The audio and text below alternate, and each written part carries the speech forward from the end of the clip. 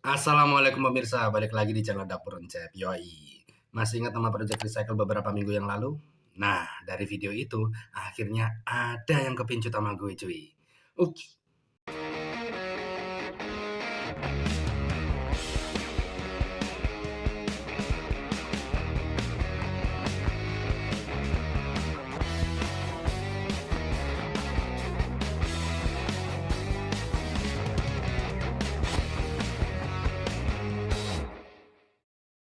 Maksudnya kepincut sama Project Recycle-nya. Nah, di episode ini gue dapat tantangan dari salah satu customer gue buat nge-recycle sebuah tas yang udah hancur. Sehancur apa tasnya? Nih, gue kasih birol. Kesan pertama gue sama tas ini adalah berbobot banget. Dan ya, kalau dilihat dari modelnya sih masuk ke kategori handbag ya. Namun dimensinya hampir mirip ke tote bag dan bahannya juga tebal. Dalam kondisi kosong kayak gini aja bobotnya udah lumayan, apalagi kalau terisi. Ya kita tahu lah ya, edisi ciwi-ciwi itu kan rempong banget. Seperti yang kalian lihat, kondisinya emang udah nggak bisa dipakai lagi. Kerusakan sebagian besar ada di bagian tepong atau guset. Dan terdapat transfer warna di bagian main body. Secara sebagian besar permukaan tas ini warnanya putih, jadi gampang banget terkontaminasi. Cie, terkontaminasi.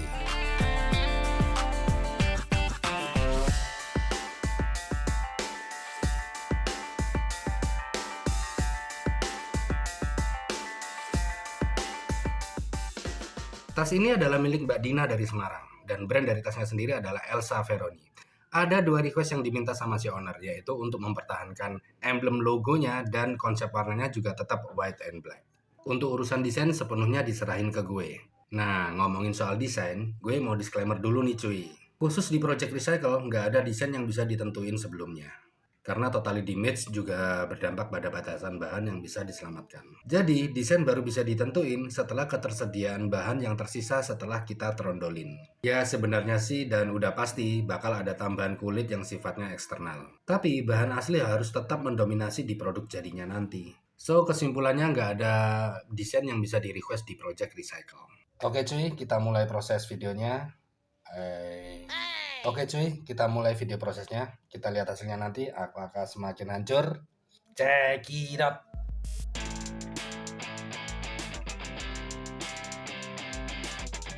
Proses awal yang gue lakuin adalah ngetrondolin semua jahitan yang ada di tasnya. Gue trondolin sampai ke bagian puring dalam dan gue pilah-pilah bahan mana aja yang masih bisa gue pakai, termasuk perintilan-perintilan hardware dan juga emblem logo.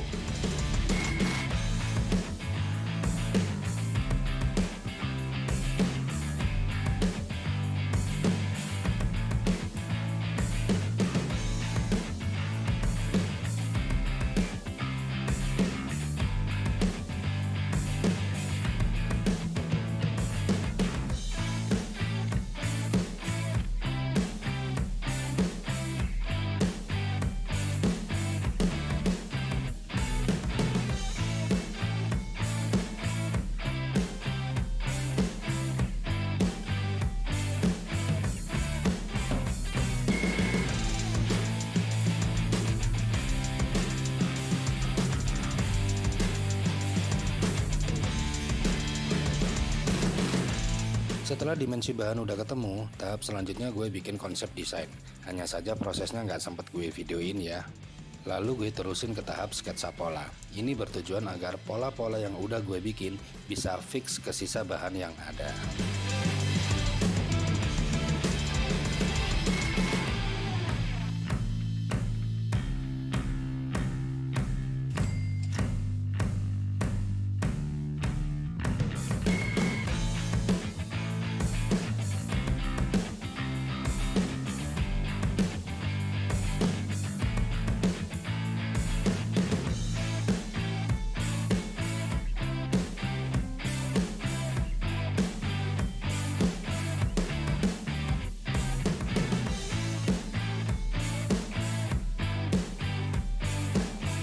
Mengingat motif di main body tasnya adalah motif kroko, jadi gue punya ide untuk bikin motif keseluruhan dari tas ini nantinya full kroko. Gue install di bagian guset atau tepong dengan bahan kulit motif kroko. Hanya saja gue nggak punya stok yang warna hitam ya. Jadi di project kali ini juga gue lakuin repaint total.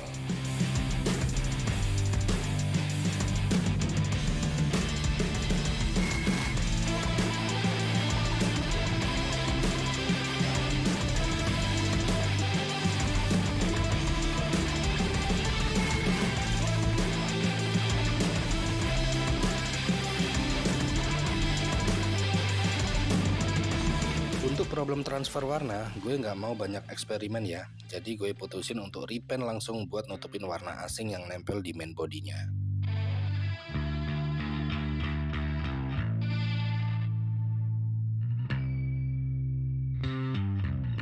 Lanjut ke pemotongan pola. Pola-pola yang udah jadi gue aplikasiin ke bahan kulitnya. Lalu gue potong-potong mengikuti desain pola yang udah jadi. Dari sini sebenarnya udah bisa ketebak ya konsep desainnya. Dilihat dari bentuk polanya yang udah nggak asing lagi.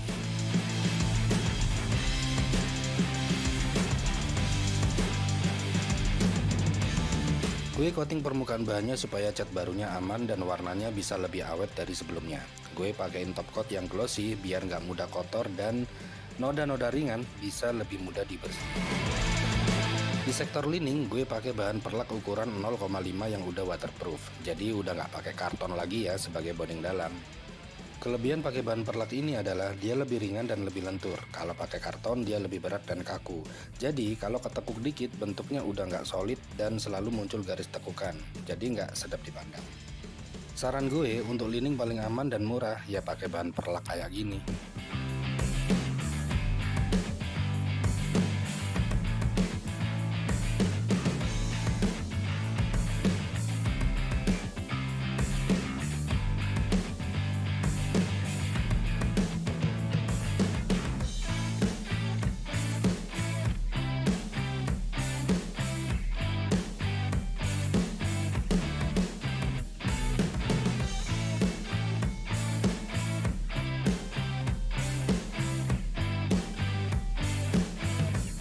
Di bagian interior, gue memakai pouch bawaan dari tasnya. Karena gue rasa masih bisa diselamatin, jadi sayang kalau dibuang.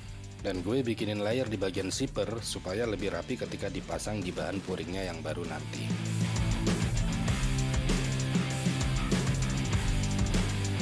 Untuk bahan puring, gue pilihin dari bahan bludru warna coklat. Bludru lebih oke dan lebih adem dibanding bahan sweat atau parasut. Selain itu, secara looks dia juga punya value yang lebih mewah.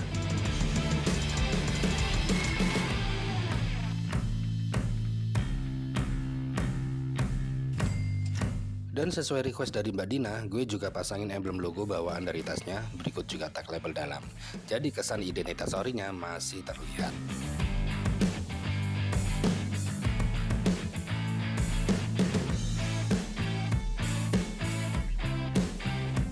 Hasil mentahnya kayak gini cuy.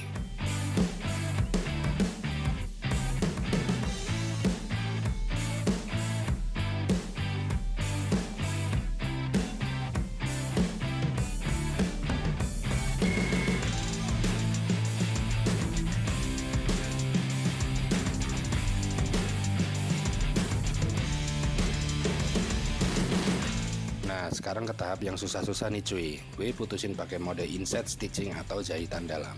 Biar lipatannya aman dan gak kelihatan lubang jahitnya, gue pasangin layer list di tepian main body.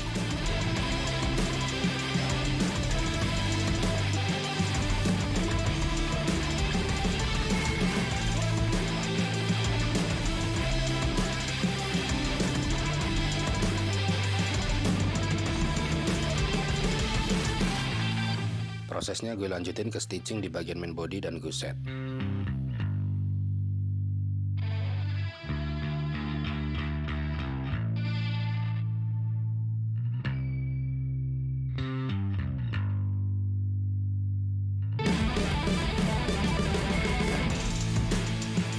Dan setelah proses yang melelahkan selesai, hasilnya kayak gini cuy.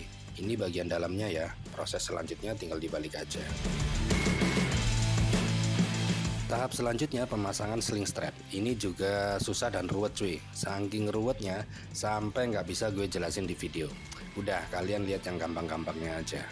Intinya dalam berkarya atau membuat sebuah produk tidak semudah apa yang kita lihat. Jika yang kita lihat itu sederhana, yakinlah prosesnya nggak sesimpel itu. Jadi hargai proses, hargai jerih payah, dan hargai waktu. Karena yang mahal itu bukan produknya, tapi ide dan proses kreativitasnya. Jangan lupa ngopi. Akhirnya setelah perjuangan selama 4 hari 4 malam dan Project Recycle di episode kedua ini gue nyatain selesai.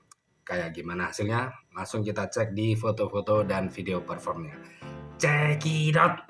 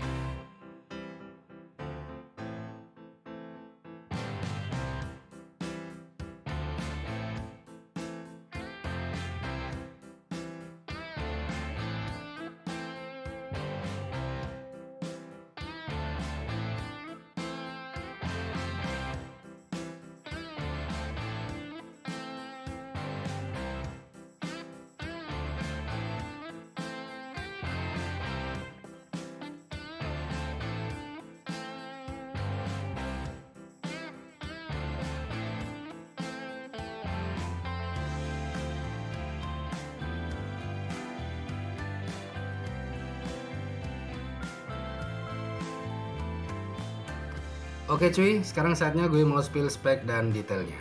Nggak banyak bahan yang bisa gue pakai di tas ini, hanya main body depan belakang, perintilan hardware seperti kepala zipper contohnya, pouch dalam, dan beberapa aksesoris lainnya. Bahan tambahan gue pakai letter pull up motif kroko, seperti yang kalian lihat di video tadi, di mana gue banyak ngelakuin repaint di semua body-bodinya. Dari keseluruhan bisa dilihat, body yang berwarna putih berasal dari reuse bahan tasnya itu sendiri, sedangkan body yang berwarna hitam adalah bahan baru sebagai tambahan, yang meliputi bagian guset atau tepong dan juga bagian sling strapnya. Urusan stitching, gue pakai perong ukuran 5 mili, dan benang yang gue pakai adalah benang moccasin ukuran 1 mili warna hitam dan putih.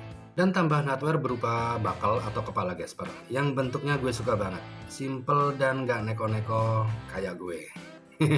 Gue ucapin terima kasih banyak buat Mbak Dina dari Semarang yang udah mempercayakan pesanannya di DHK Letter. Semoga hasilnya nanti tidak mengecewakan. Dan nanti kalau tasnya diajak nongkrong ngopi, bisa tampil show off lebih maksimal. Oke cuy, gue rasa video kali ini cukup sampai di sini. Dan gue ucapin terima kasih banyak buat kalian semua yang udah nyaksiin video ini dari awal sampai akhir.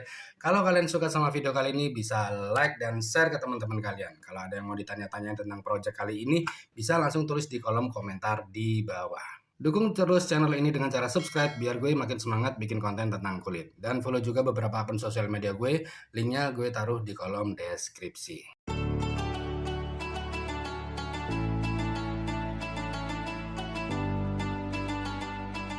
Dan gak lupa gue juga ucapin selamat Hari Raya Idul Fitri 1445 Hijriah. Taqabbalallahu minna wa minkum taqabbal ya karim. Semoga di hari yang fitri ini kita mendapatkan segala kebaikan sesuai dengan maknanya. Dan setiap kesalahan yang disengaja maupun tidak disengaja, gue mengucapkan minal aizin wal faizin, mohon maaf lahir dan batin. Kita ketemu lagi di video-video gue selanjutnya. Terakhir gue pamit mau ngopi. Ciao.